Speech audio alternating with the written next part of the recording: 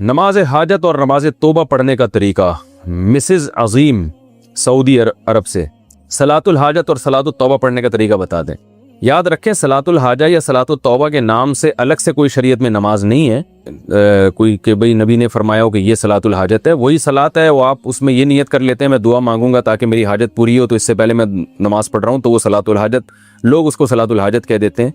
और तौबा में भी यही है कि 2 रकत पढ़ के अल्लाह से गुनाहों की माफ़ी मांगी जाए। तो ये यही नमाज है जो 2 रकतें हम आम तरीके से पढ़ते हैं, ये कोई अलग से नमाजें नहीं हैं। फजर असर के बाद सलातुल हाजत पढ़ना। क्या फजर या असर के बाद सलातुल हाजत के नफल पढ़ सकते हैं? फजर और असर के बाद किसी किस्म की नफल नमाज जायज़ नहीं है। और ये भी समझ लें, सलातुल हाजत के नाम से कोई शरीयत में अलग से नमाज नहीं है। बस 2 रकत आप दुआ मांगने के लिए पढ़ें कि अल्लाह से मैं अपनी हाजत मांगूंगा, तो इसको आजकल सलातुल हाजत कह दिया जाता है, लेकिन ये कोई अलग से इस्लाम में इस नाम की कोई नमाज नहीं है। तो बाकी कोई भी नमाज हो, फजर और असर के बाद नफिल नमाज अगर है तो वो पढ़ना जायज़ नहीं है। सलातुत तस्बीह की शरई हैसियत। बहुत से लोग कहते हैं कि इस्लाम में सलातुत तस्बीह की कोई हैसियत नहीं है, क्या ये दुरुस्त है? निम्रा बिलाल साहिबा ने सवाल पूछा है। देखिए, सलातुत तस्बीह के बारे में जितनी अहादीस हैं, कोई एक भी सही हदीस नहीं है, पहली बात तो ये। दूसरी बात ये कि फुक़हा का उसूल है कि ज़ईफ़ हदीसें जब कसरत से हों तो वो दर्जा हसन तक पहुँच जाती है, यानी काबिल कबूल हो जाती है। वो इस बेस पे अगरचे सही हदीस एक भी नहीं है, लेकिन कसरत से हदीसें हैं, अगरचे वो ज़ईफ़ हों तो वो मिल के एक क़ुव्वत मिल जाती है उनको। इस बेस पे जुमहूर उलमा का यही मज़हब है, यही उनका कौल है, यही उनका फतवा है कि सलातुत तस्बीह को बिल्कुल कलदम करार दे देना ये दुरुस्त नहीं है। इस नमाज की एक हैसियत है, ये सुन्नत अमल है, क्योंकि ज़ईफ़ रिवायतों की कसरत की बेस पे जो है वो फतवा ये दिया जाएगा कि ये नमाज साबित है, और वो फजीलत जो इसकी हदीस में आती है वो फजीलत साबित है। लेकिन बाज़ उलमा का मौक़िफ़ ये है कि, और मेरा भी रुझान उन्हीं बाज़ उलमा ही की तरफ है, मैं कोई बहुत बड़ा आलिम मुफ्ती नहीं हूँ, लेकिन एक टूटा फूटा सा रुझान उस तरफ है मेरा। वो इब्न तैमिया रहमहुल्लाह ताला ने जो बात की है बड़ी ज़बरदस्त की है, और यही बात हमारे शेख हज़रत मुफ्ती रशीद अहमद साहब रहमहुल्लाह भी फरमाया करते थे। हज़रत ने तो इब्न तैमिया की बात नकल नहीं की, हज़रत की अपनी ज़ाती राय थी मुफ्ती रशीद अहमद साहब की, जो मुफ्ती आज़म थे। और हज़रत मुफ्ती तकी उस्मानी साहब, हज़रत मुफ्ती रफ़ी उस्मानी साहब दामत बरकातुहुमुल आलिया के उस्ताज़ रहे 8 साल, बड़े इल्म में मशहूर थे। उनका भी रुझान इस तरफ था कि वो भी सलातुत तस्बीह को नहीं मानते थे। उसकी वजह ये थी कि वो ये कहते थे कि ठीक है, दर्जा हसन तक रिवायतें पहुँच रही हैं, मगर इन रिवायतों से जो नमाज साबित हो रही है ना, वो उन मशहूर मुतवातिर रिवायतों के बिल्कुल अपोजिट है, यानी उनके ख़िलाफ़ है। इमाम अबू हनीफ़ा रहमहुल्लाह ताला का और फ़िक़्ह हनफ़ी का जो उसूल है ख़ास तौर पर मसाइल के इस्तिंबात का, वो ये है कि जो अगर कोई मुतवातिर या क़तई चीज़ हमारे सामने आ जाए अहादीस से, उसके मुकाबले में अगर सही हदीस भी उसके ख़िलाफ़ होगी तो उस कवी को तरजीह दी जाएगी। जैसे कुरान एक मुतवातिर है, अब कुरान से अगर कोई हुक्म साबित हो रहा है तो अगर हदीस सही हदीस से भी यानी हदीस अगर सही भी हो और उसके ख़िलाफ़ चली जाएगी तो अहनाफ फिर कुरान को लेते हैं, हदीस को उसमें तावील कर लेते हैं, क्योंकि वो कुरान क़तई है। तो इसी तरह बाज़ रिवायतें कसरत से होती हैं जिनसे एक हुक्म साबित हो रहा होता है, उनके अपोजिट अगर एक कोई सही रिवायत भी होती है तो उसको अहनाफ अक्सर रद्द कर देते हैं या उसमें तावील कर लेते हैं कि भाई जो मुतवातिर रिवायतों से जो चीज़ साबित हो रही है वो इसके बिल्कुल अगेंस्ट है। तो सलातुत तस्बीह में बड़ा इश्काल ये होता है कि इस नमाज की जो कैफियत है उसमें बाज़ दफ़ा ऐसा अमल होता है जिससे सद्दा सहव लाजिम आ रहा होता है। यानी आम नमाज़ों, मिसाल के तौर पर आप जब यानी सूरह फातिहा के बाद जब सूरत शुरू करते हैं और सूरत ख़त्म करते हैं तो रुकू में ताख़ीर से जो सही हदीस से हमें पता चलता है, जो नबी का मामूल रहा है, वो ये कि सूरत ख़त्म करते ही आपने रुकू किया है। तो इसी वजह से फ़ुक़हा ने कहा है कि अगर सूरत ख़त्म करने के बाद आप रुकू में ताख़ीर करेंगे तो सद्दा सहव लाजिम हो जाएगा। ये कसीर सही हदीस से ये उसूल निकाला है फ़ुक़हा ने। जबकि सलातुत तस्बीह इसके अपोजिट है, उसमें क्या आता है कि आप तिलावत ख़त्म करने के बाद तस्बीहात पढ़ना शुरू कर देते हैं, रुकू में ताख़ीर लाजिम आ रही होती है। तो सही हदीस से जो बात बेगुबार रिवायात और कसरत रिवायात से जो बात साबित हो रही है वो ये होती है कि सूरत ख़त्म करते ही रुकू करना वाजिब है। तो इसमें क्या हो रहा है कि रुकू करना वाजिब नहीं है, तो ये अगेंस्ट हो रही है ना उन सही हदीस के। इसलिए बाज़ उलमा का मौक़िफ़ ये है कि अगरचे ज़ईफ़ रिवायतें हैं, कसरत से हैं, दर्जा हसन तक पहुँची हुई हैं, मगर इससे जो नमाज की कैफियत साबित होती है वो मुतवातिर जो रिवायतें हैं उनसे साबित होने वाली कैफियत के ख़िलाफ़ है। तो जो कवी तरीन चीज़ है उसको लिया जाए और उसके जो अपोजिट उसके जा रही है उसको तर्क कर दिया जाए। इस बेस पर मुफ्ती रशीद अहमद साहब रहमहुल्लाह ताला की राय थी। हालांकि उन्होंने कई साल सलात व तस्बीह पाबंदी से पढ़ी है, मगर जब उनका रुझान इस तरफ हुआ, ये तहकीक की तरफ उनका दिमाग गया, तो उन्होंने सलात व तस्बीह छोड़ दी। मगर मना नहीं करते थे दूसरों को, इसलिए कि जुमहूर बहरहाल इसके कायल हैं। तो मैं भी किसी को मना नहीं करता, जो है वो जुमहूर इसके कायल हैं, और फ़िक़्ह हनफी में भी फतवा इसी पर है कि सलात व तस्बीह पढ़नी चाहिए। तो लेकिन बाज़ उलमा बहरहाल उस तरफ गए। और फिर मैंने बाद में अल्लामा इब्न तैमिया रहमहुल्लाह ताला की तहकीक पढ़ी, उन्होंने भी ये बात लिखी है कि लम यफ़बुत मिसलुहु बिमिसलिही, कि जिस किस्म की नमाज इन रिवायतों से साबित हो रही है सलात व तस्बीह वाली, तो इस जैसी नमाज जो सही रिवायतों के बिल्कुल अगेंस्ट जा रही है, उसके लिए बहुत मजबूत दलील होनी चाहिए। तो यानी इतनी कमज़ोर दलील से वो साबित उसको नहीं किया जा सकता, क्योंकि ये सही रिवायतों के अगेंस्ट जा रही है। यानी जो मुफ्ती रशीद अहमद साहब कहा करते थे, तो इब्न तैमिया रहमहुल्लाह की राय भी मैंने देखी कि वो भी बिल्कुल इसके मुताबिक है। लेकिन बहरहाल जुमहूर इसके कायल हैं। अल्लामा नासिरुद्दीन अलबानी रहमहुल्लाह ताला वो सलात व तस्बीह के कायल हैं, और उन्होंने इस मसले में अब्दुल्लाह इब्न मुबारक रहमहुल्लाह की तक़लीद की है, और बिल्कुल वाज़ेह लफ्ज़ों में तक़लीद की है। उनकी तहक़ीक़ जो मैंने पढ़ी तो उन्होंने बताया कि अगरचे ज़ईफ़ रिवायतें, लेकिन अब्दुल्लाह इब्न मुबारक रहमहुल्लाह ताला जैसा मुहद्दिस, वो कहते हैं जब वो पढ़ा करते थे तो फिर हम इसको सुन्नती समझते हैं। तो यानी क्योंकि अब्दुल्लाह इब्न मुबारक बहुत बड़े मुहद्दिस थे, फ़क़ीह भी थे, तो उन्होंने कहा कि अब्दुल्लाह इब्न मुबारक ने चूँकि इस नमाज को अफजल सुन्नत करार दिया और साबित करार दिया है, तो इतने बड़े मुहद्दिस की राय को मैं फ़ॉलो कर रहा हूँ। तो उन्होंने इस तक़लीद का लफ्ज़ तो ज़िक्र नहीं किया, लेकिन उन्हीं की तक़लीद में, तक़लीद इसी को कहते हैं कि आप किसी पर एतमाद करके कि भाई जब इतना बड़ा आदमी एक चीज़ पे फतवा दे रहा है तो मैं भी उस पर एतमाद करता हूँ। तो अगर कोई तक़लीद के तरीक़े पर अगर कोई अब्दुल्लाह बिन मुबारक को फॉलो करे या किसी दूसरे मुज्तहिद को, फिर तो ठीक है, लेकिन अगर तहक़ीक़ की दुनिया में जाते हैं तो फिर मेरा रुझान इसी तरफ है, क्योंकि इमाम हनीफा से सराहतन इस बारे में कुछ मनक़ूल नहीं है, इमाम मालिक से भी सराहतन इस बारे में कुछ मनक़ूल नहीं है, ये हज़रात इस बारे में ख़ामोश हैं। तो अगर इनसे मनक़ूल होता तो भी हम कहते हैं कि ये इतने बड़े लोग हैं, यकीनन इनके सामने कोई मजबूत दलील होगी, या ये इस हदीस को यकीनन सही समझते होंगे। क्योंकि मुज्तहिद का किसी हदीस पे फतवा दे देना, ये इसकी अलामत है कि उसकी नज़र में ये हदीस बिल्कुल सही है। तो वो अगर ये फ़ैसला कर देते ये हदीस सही है, तो फिर क्योंकि हदीस का सही और ज़ईफ़ कहना भी तो मुहक्किकीन का काम है ना, ये फ़ैसला आम आदमी के लिए आसान नहीं है। तो इस बेस पर मेरा अपना जो ज़ाती रुझान है वो यही है कि सलात व तस्बीह कोई पढ़ रहा है तो ठीक है, जुमहूर के कौल पर अमल करे, दोनों तरफ दलाइल है। लेकिन मेरा जो रुझान है कि जब सही अहादीस से जो नमाज़ें साबित हैं वो इतनी कसरत से हैं, जो बिल्कुल बेगुबार रिवायात हैं और उनमें इतना सवाब है, तो भाई जो कमज़ोर चीज़ है अगर बहुत वक्त बच जाए तो उसकी तरफ आएँ और सही अहादीस को फॉलो करें, तो मेरा ख्याल ज़्यादा अच्छा है। लेकिन बहरहाल कोई सलात व तस्बीह पढ़ता है तो बिदत नहीं कह सकते, क्योंकि बड़े बड़े उलमा का इसमें इख्तलाफ है, और जब इतने बड़े फ़ुक़हा और उलमा का इख्तलाफ होता है तो इसकी बेस पर किसी अमल को बिदत बहरहाल हम नहीं कह सकते, जबकि रिवायतें इस तरफ मौजूद भी हैं। तो इसलिए आप जिसकी बात को फॉलो करना चाहें, जिस आलिम के कौल पर अमल करना चाहें, आपको इख्तियार है, इसमें दोनों राय है। बाकी सलात व तस्बीह में एक और मैं बात आपसे अर्ज़ करूँ कि देखें, नमाज तो जुमहूर का मज़हब तो यही है, फ़िक़्ह हनफी में भी फतवा इसी पर है कि सलात व तस्बीह पढ़ना सुन्नत है, बड़े बड़े उलमा इसके कायल रहे हैं, जिसकी डिटेल मैंने आपको बताई।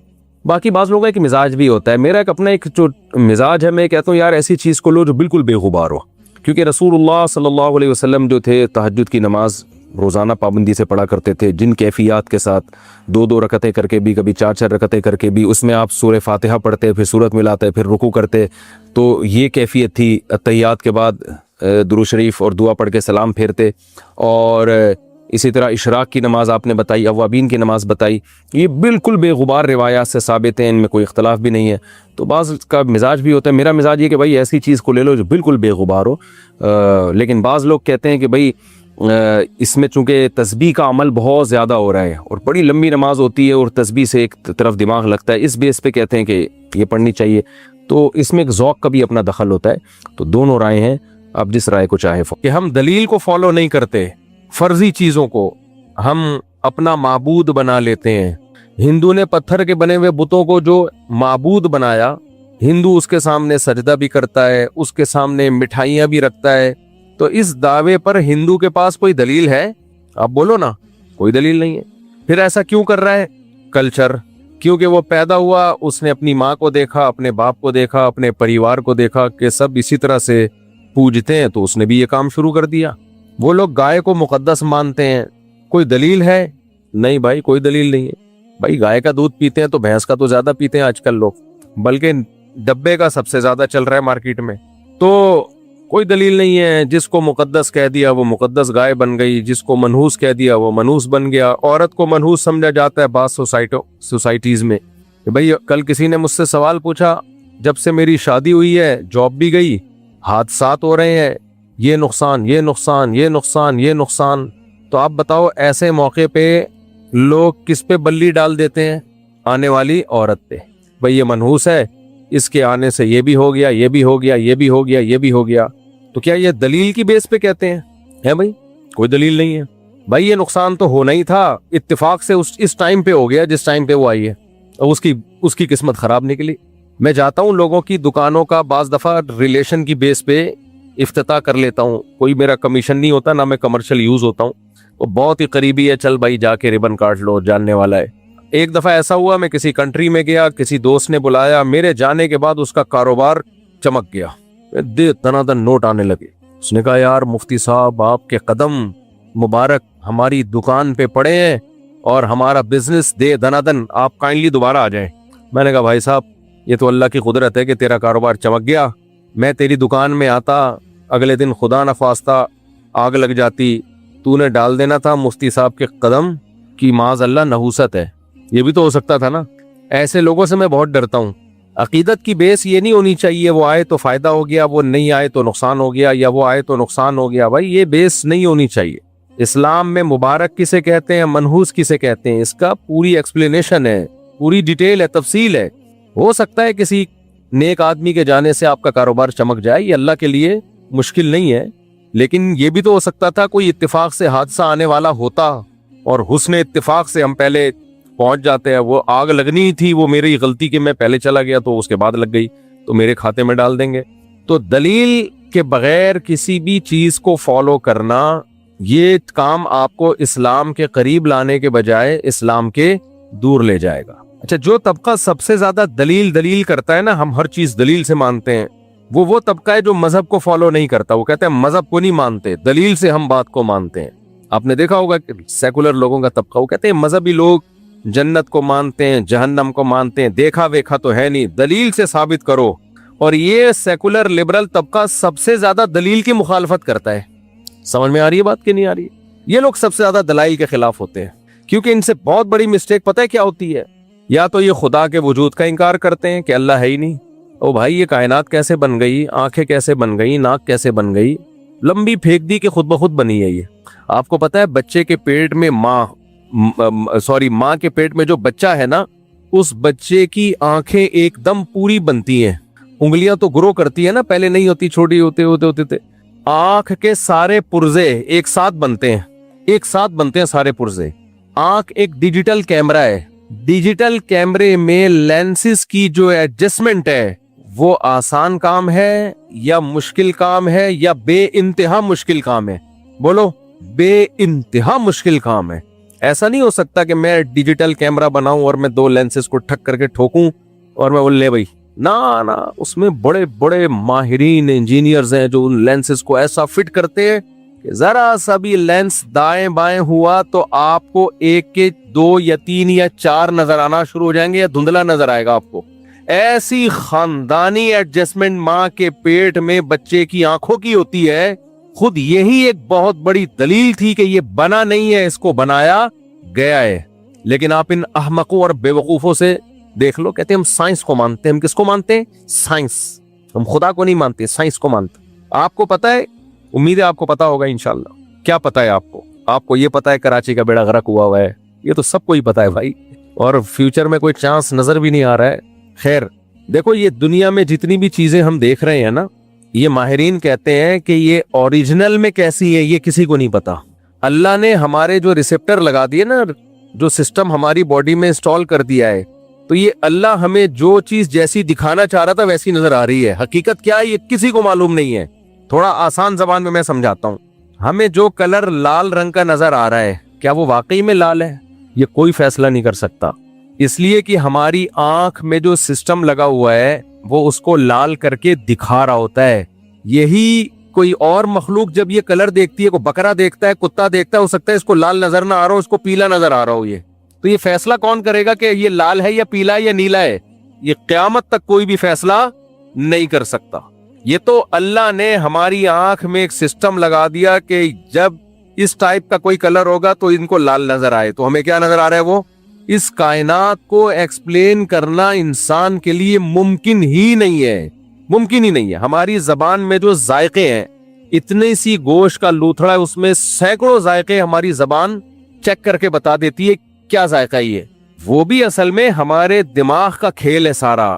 ہماری زبان میں جو ریسیپٹر لگے ہوئے ہیں وہ بتاتے ہیں یہ کڑوا ہے یہ میٹھا ہے، لیکن یہ ضروری نہیں ہے کہ ہر جانور کی زبان کڑوے کو کڑوا ہی بتا رہی ہو، میٹھے کو میٹھا ہی بتا رہی ہو سکتا ہے اس کی زبان میٹھے کو کڑوا اور کڑوے کو میٹھا بتا رہی ہو.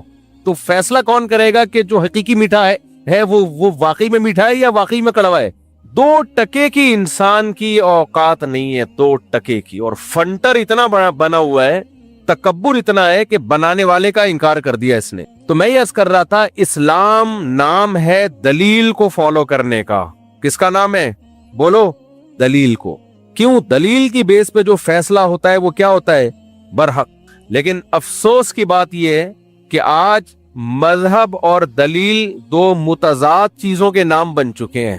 جتنا بڑا مکھنچو ہوگا نا پھینکے گا، وہ اتنا بڑا مذہبی رہنما کہلائے گا. میں سمجھا پا رہا ہوں؟ حضرت جی نے فرمایا، بس فرما دیا. حضرت جی پھینکتے رہے جو بیٹھ کے، کوئی پوچھنے والا حضرت جی سے نہیں ہے کہ کیا دلیل ہے اس کی. پھونکو والی سرکار کو دیکھ لو، ہمارے بیان میں رش زیادہ ہوتا ہے یا پھونکو والی سرکار کے؟ بولو نا یار، آپ لوگ ڈرو نہیں، کوئی پھونک نہیں لگے گی آپ پر. بولو نا، پھونکو والی سرکار. میں بات کر رہا ہوں دلائل سے، وہ بات کر رہا ہے پھونکو سے. رش کس کے پاس زیادہ ہے؟ بولو پھونکو. پیسہ کس کے پاس زیادہ ہے؟ پھونکو والی سر. عقیدت محبت کی بیس پہ تو قوم کی نفسیات جو بن چکی ہے نا، وہ یہ بن چکی ہے کہ جو بندہ دلیل سے بات کرے گا اس کی نہیں ماننی ہے. جو روحانیات میں آپ کو لے کے جائے گا، ہوائی باتوں میں، جن چڑیل بھوت حصار. کل ایک صاحب نے مجھے بتایا مجھ سے جنات باتیں کرتے ہوں گے. بھائی میں یقینی انکار نہیں کر سکتا، لیکن 99% میں نے کہا آپ کسی نفسیاتی ڈاکٹر جو اچھا سا ہو نا اس سے علاج کرائیں، آپ میڈیسن لیں. آپ کی کھوپڑی کیا ہو گئی ہے؟ کیونکہ مجھے پتا تھوڑے دنوں میں انہوں نے کوئی روحانی پیر بن جانا ہے. تھوڑے دنوں میں لوگ یقین کریں گے. ڈپریشن کے مریض ہوتے ہیں، دماغی توازن خراب ہو چکا ہوتا ہے، اور عامل جتنے بھی ہیں کوئی ایک عامل دکھا دو جس کی کھوپڑی صحیح کام کرتی ہو، اور جتنا پاگل ہوگا اس کو فالو اتنا زیادہ کیا جائے گا، کیونکہ اس کی باتیں عقل سے بالاتر ہوں گی. تو لوگ کہتے ہیں حضرت بہت پہنچے ہوئے، ان کی باتیں ہماری سمجھ میں نہیں آتی. کیونکہ پہنچے ہوئے ہیں نا، سمجھ میں آ رہی ہوتی تو پھر تو ہمارے جیسے انسان ہے بھائی. لیکن یہ وہ باتیں کرتے ہیں جو ہماری کھوپڑی میں نہیں آتی. بہت پہنچے ہوئے، اس کا مطلب کہ بھائی جتنا بڑا بیوقوف انسان ہو اور جتنا لوگوں کو بیوقوف بنا رہا ہو، اس کا منجن بکتا نہیں ہے. لیکن اگر وہ مذہب کا لیبل لگا لے تو پھر منجن بکتا ہی اسی کا ہے. سمجھ میں آ رہی ہے بات کہ نہیں آ رہی؟ تو ایک بات خوب اچھی طرح دماغ میں بٹھا لینی چاہیے کہ اسلام کس چیز کو فالو کرنے کا حکم دیتا ہے؟ دلیل. ہاں، دلائل کی 2 قسمیں ہیں. میں بھی موضوع کی تمہید ہے، یہ بھی موضوع پہ آ رہا ہوں. دلائل کی 2 قسمیں ہیں. ایک ہے آپ کا خود کا مشاہدہ ہو، خود کا تجربہ ہو، اس سے بھی چیزیں ثابت ہوتی ہیں. لیکن ایک یہ ہوتا ہے کہ آپ کا اپنا تجربہ نہیں ہے، لیکن کسی قابل اعتماد اور ثقہ آدمی کا تجربہ، اس کا مشاہدہ ہو اور وہ ہمیں خبر دے رہا ہو، تو بھی ہم اس کی بات پہ یقین کر لیتے ہیں. ڈاکٹر ہمیں بتا رہے ہوتے ہیں یہ دوا کھانے سے تم ٹھیک ہو جاؤ گے. کیا ہم نے اس دوا کا تجربہ کیا ہوتا ہے بھائی؟ اب ڈاکٹر، آپ بیمار ہوئے، بڑے اسپیشلسٹ کو آپ نے دکھایا، اس نے آپ کو میڈیسن دی، آپ گھر آ کے میڈیسن لے آئے. آپ نے اپنے گھر والوں سے کہا مجھے ڈاکٹر نے کہا ہے صبح یہ کھاؤ. آپ کے گھر والے کہہ رہے ہیں تمہیں کیا پتا ہے کہ اس بیماری کی شفا اس دوا میں ہے؟ آپ کو بھائی میں ڈاکٹر نہیں ہوں، مجھے نہیں پتا، لیکن ایک ڈاکٹر نہیں 8-10 ڈاکٹروں سے میں نے پوچھا ہے، سب یہی کہہ رہے ہیں کہ یہی میڈیسن لینی پڑے گی. اب آپ کی بیوی کہہ رہی ہے تم اندھی تقلید کرتے ہو، تمہارے سامنے دلیل نہیں ہے، بس ڈاکٹروں نے کہہ دیا اور تم نے کھا لیا. تو اس کو کیا جواب دیا جائے گا؟ بھائی جس آدمی کے پاس میڈیکل سائنس کا علم نہ ہو، اس کے لیے ان لوگوں کی بات ہی دلیل ہے جن کے پاس میڈیکل سائنس کا علم ہو. بیگم میرے پاس اس کے علاوہ اور کوئی راستہ نہیں ہے. پھر بھی اگر بیوی بولے نہیں نہیں نہیں تم اندھی تقلید کر رہے ہو، تو آپ بولیں گے بیگم ایک گولی تم بھی کھا لو، کیونکہ تمہیں بھی تمہاری کھوپڑی میں مسئلہ ہے. تو خوب سمجھ لیں، کچھ چیزیں ایسی ہیں جن کا ہم مشاہدہ کر سکتے ہیں، ہماری آنکھ ان کو دیکھ سکتی ہے، لیکن ہمارا علم محدود ہے. دلیل سے کیا بات ثابت ہے کہ انسان کے پاس علم کے جو ذرائع ہیں وہ لامحدود ہیں یا محدود ہیں؟ بتاؤ میرے بھائی، وہ محدود ہے نا.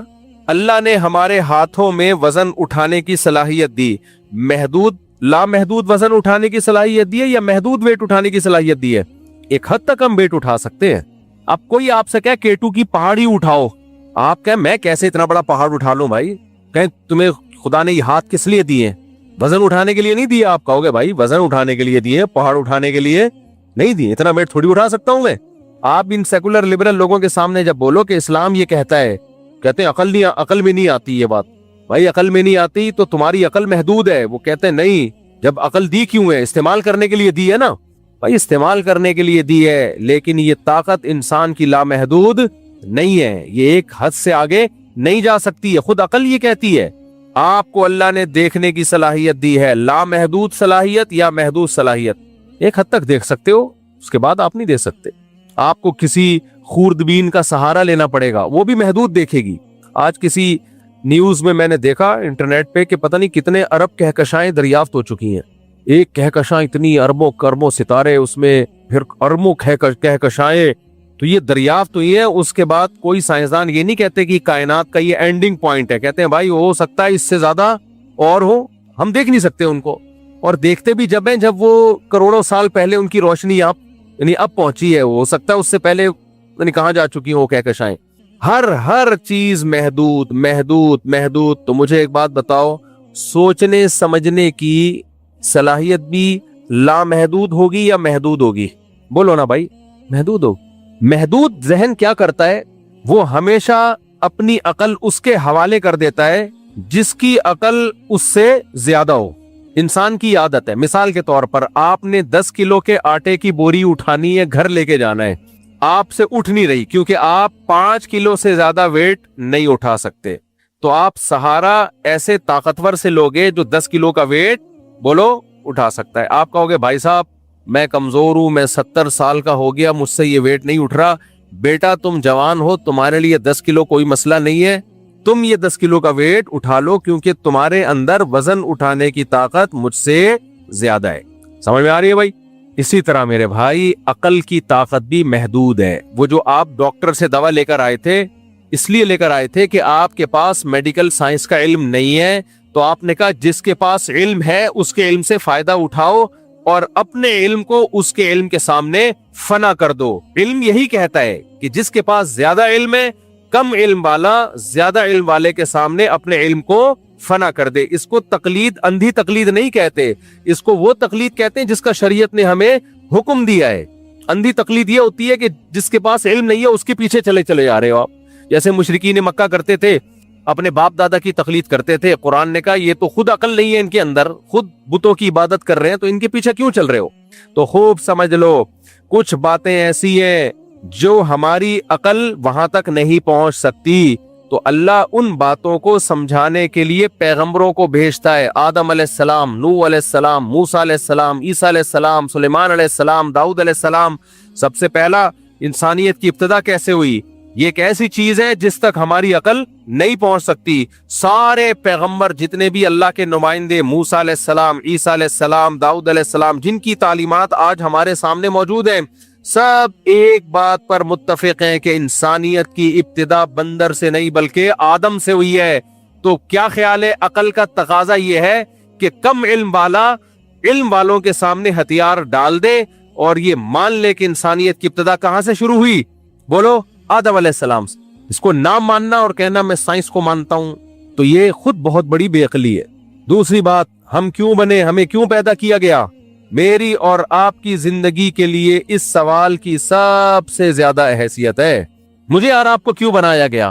اس سوال کا جواب ہم خود عقل سے تلاش کر سکتے ہیں؟ بولو نہیں کر سکتے. ہمیں کیا پتا بھائی، ہم تو جب پیدا ہوئے تو ایک عدد اماں ملی، ایک عدد ابا ملے، پھر ہم اسکول میں گئے، وہاں ہم پڑھنے لگے اور میٹرک کیا، انٹر کیا. اپنے جیسے لوگ تھے، وہ تو خود بنے ہوئے ہیں، وہ ہمیں کیا بتائیں گے؟ اللہ نے پیغمبروں کو بھیجا اور پیغمبروں کے ذریعے یہ کہلوایا کہ انسانوں کو بتا دو کہ میں نے تمہیں کیوں پیدا کیا ہے. روٹی کمانا تمہاری ضرورت ہے، تمہارا مقصد نہیں ہے. کاروبار کرنا, بزنس کرنا, صحت کا خیال کرنا, یہ سب کی سب چیزیں تمہاری ضرورت ہیں, تمہارا مقصد حیات یہ سب کی سب چیزیں نہیں ہیں.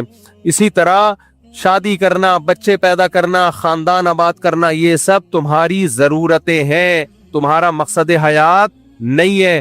مقصد حیات کیا ہے؟ یہاں انسانی عقل خود بخود نہیں پہنچ سکتی, اس کے لیے ہمیں اس کا سہارا لینا پڑتا ہے جس نے ہمیں پیدا کیا. جو کریٹر ہے, جو بنانے والا ہے, وہ بتائے گا کہ میں نے کیوں بنایا.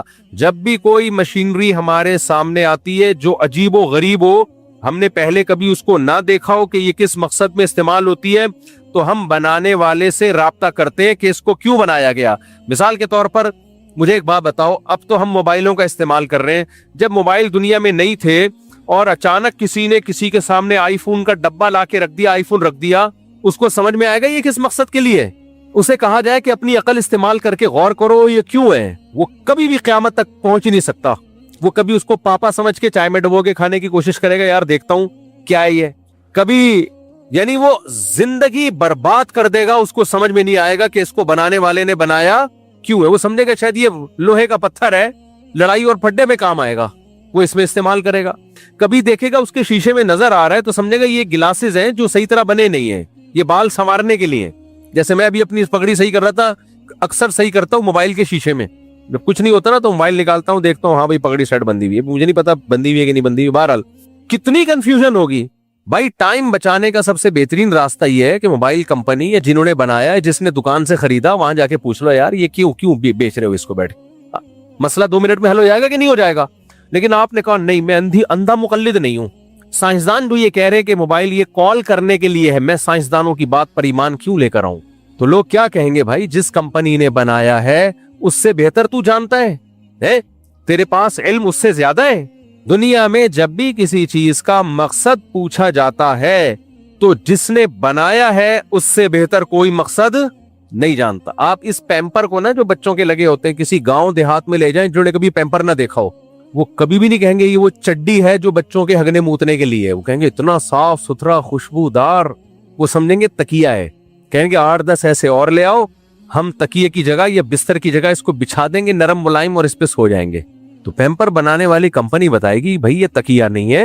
ایسے کتنے واقعات ہیں نا, لوگ کیا چیز کو کیا سمجھ کے استعمال کرتے رہے.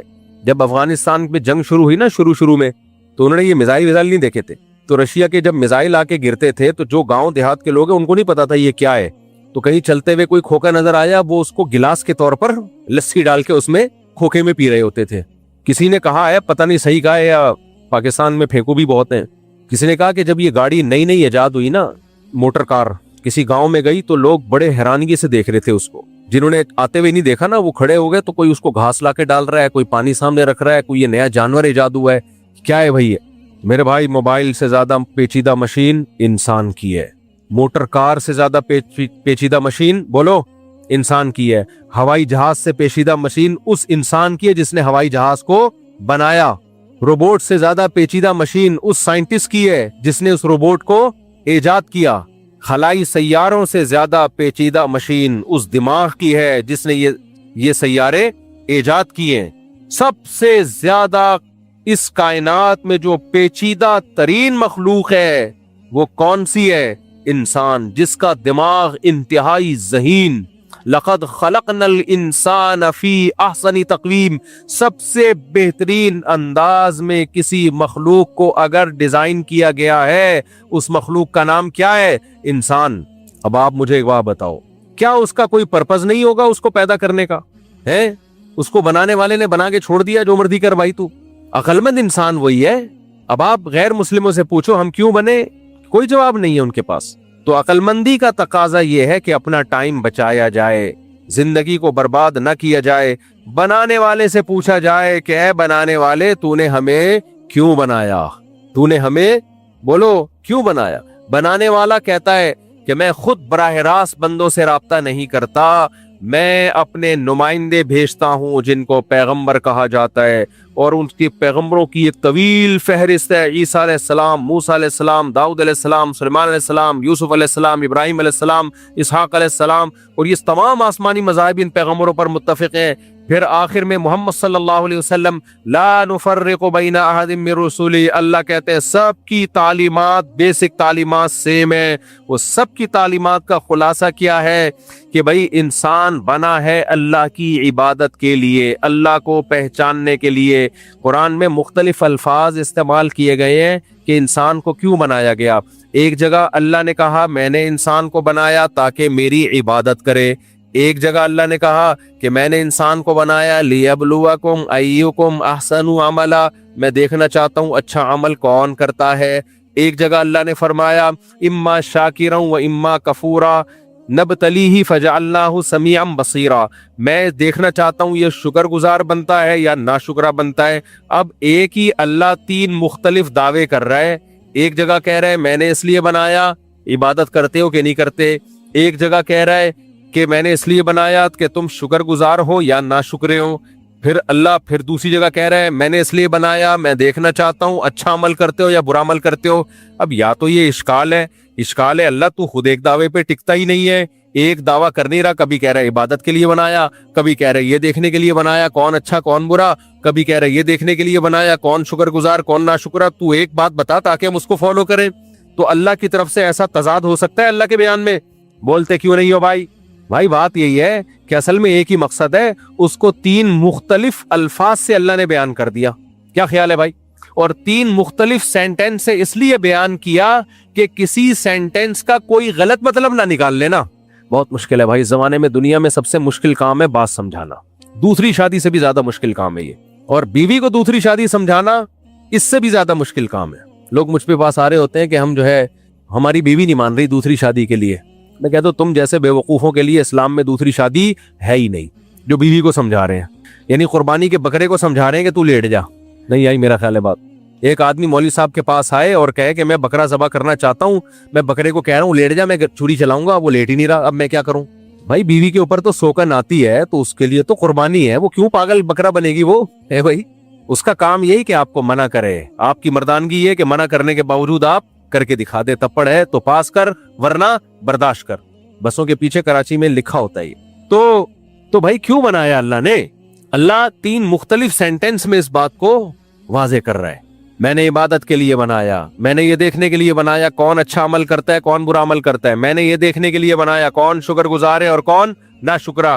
اصل میں ایک ہی چیز کی مختلف تعبیرات ہیں۔ جو شکر گزار ہے تو شکر ہی عبادت کا دوسرا نام ہے، جو اچھا عمل کرتا ہے تو اچھا عمل ہی عبادت کا دوسرا نام ہے۔ صرف نماز روزہ عبادت نہیں، ہر اچھا عمل کیا ہے؟ عبادت ہے۔ اور اچھا عمل کسے کہتے ہیں؟ جس کو اللہ نے کہہ دیا اچھا وہ اچھا ہے، جس کو اللہ نے کہہ دیا برا عمل وہ کیا ہے؟ بولو، وہ برا ہے۔ بس انسان کی عقل ایک حد تک تو اچھے اور برے کو ایکسپلین کرے گی، اس سے آگے انسانی عقل عاجز ہو جائے گی۔ ہو گئی یہ عاجز ذات دنیا میں نظر آ رہا ہے۔ ہومو سیکسولیٹی کو لیگل کر دیا دنیا کے اچھے لوگوں نے، جو اچھے سمجھے جاتے ہیں۔ وجہ کیا ہے؟ اپنی عقل کو خدا کے مقابلے میں استعمال کرو گے تو پھر یہی ہوگا، جمشید کی غفار سے شادی ہوگی اور غفار کی سلیم سے شادی ہوگی۔ یہ ہے عقل کا حال۔ اس سے تو اور ثابت ہوتا ہے کہ مذہب کی تعلیمات کے بغیر، خدائی تعلیمات کے بغیر انسان کا بچہ نہیں بن سکتا۔ وہ کام کرے گا جو گدھے گھوڑوں نے نہیں کیا ہے۔ سمجھ میں آ رہی ہے بھائی کہ نہیں آ رہی ہے؟ یہ کام تو گدھے گھوڑے نہیں کرتے جو انسانوں نے جس کو لیگل کر دیا۔ سے صاف پتہ چلتا ہے بھائی ہماری عقل بہت محدود ہے۔ خدا کے مقابلے میں اپنی عقل کبھی بھی استعمال نہیں کرنی ہے۔ ہاں جہاں خدائی تعلیمات نہ ہو وہاں پھر عقل ہی استعمال کرنی ہے، وہاں بے عقلی کی باتیں نہیں کرنی ہے۔ پھونکوں والی سرکار اور مختلف قسم کی جو مارکیٹ میں سرکاریں آئی ہوئی ہیں، یہ بے عقلی کی باتیں ہیں۔ یہ کام تو ہندو اور عیسائیوں پہ جچتے ہیں۔ پتہ ہے آپ یہ عیسائیوں کا مذہب دنیا میں ترقی کیسے کی؟ پادریوں کے شعبدے بازیوں نے اس میں بہت بڑا دخل ہے۔ ایک پادری تھے، اس نے کسی مسلمان کا بٹوا گم گیا، اس میں بہت سارے پیسے تھے، اس پادری نے کہا میں بتا دوں گا کہاں رکھا ہے، اس نے بتا دیا، وہ بندہ عیسائی ہو گیا۔ یہ شعبدے بازی ہے، مسمرزم ہے، ہو سکتا ہے خود ہی کسی نے، اور یہ کام مسلمان بھی کر رہے ہیں، خالی پادری نہیں کر رہے۔ یہ جو روحانی عامل ہوتے ہیں یہی ڈرامے بازی کر رہے ہوتے ہیں، میں بتا دوں گا آپ کی گھڑی کہاں رکھی ہے، خود ہی کمبخت نے چرائی ہوتی ہے، اپنے بندے بھیجے ہوئے ہوتے ہیں اور پھر بتا دیتے ہیں۔ ایک عامل ہے، بڑا مشہور عامل ہے، اور لوگ اس کی بڑی عقیدت محبت کرتے ہیں، بہت محبت سے ملتے ہیں اس سے۔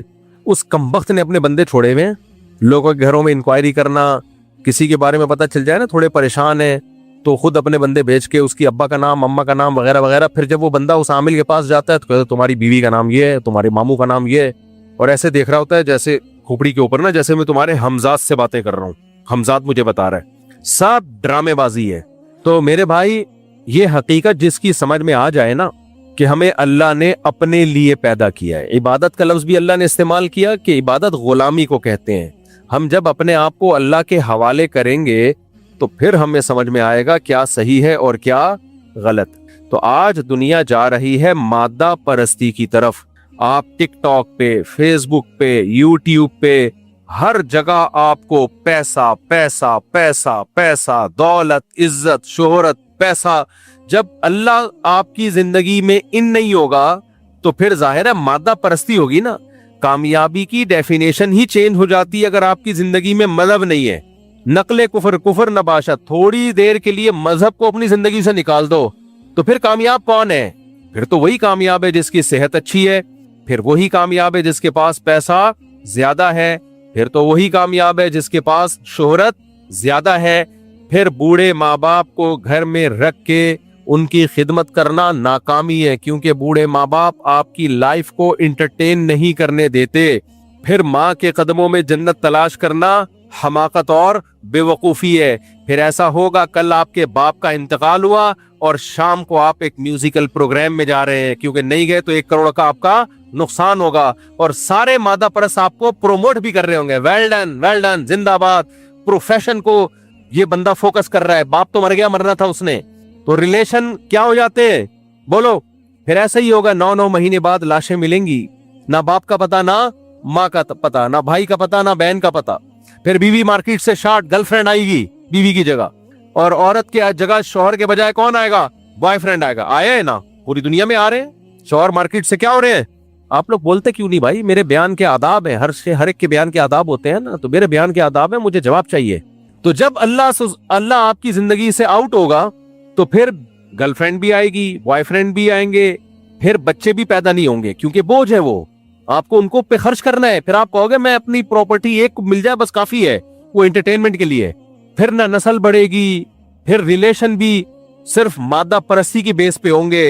दोस्त को चाय भी नहीं पिलाएगा। फिर जाओ जाके बाहर के मुल्कों में देखो, चाय तक नहीं पिलाते अपने दोस्तों को, वो भी अपने खर्चे पे।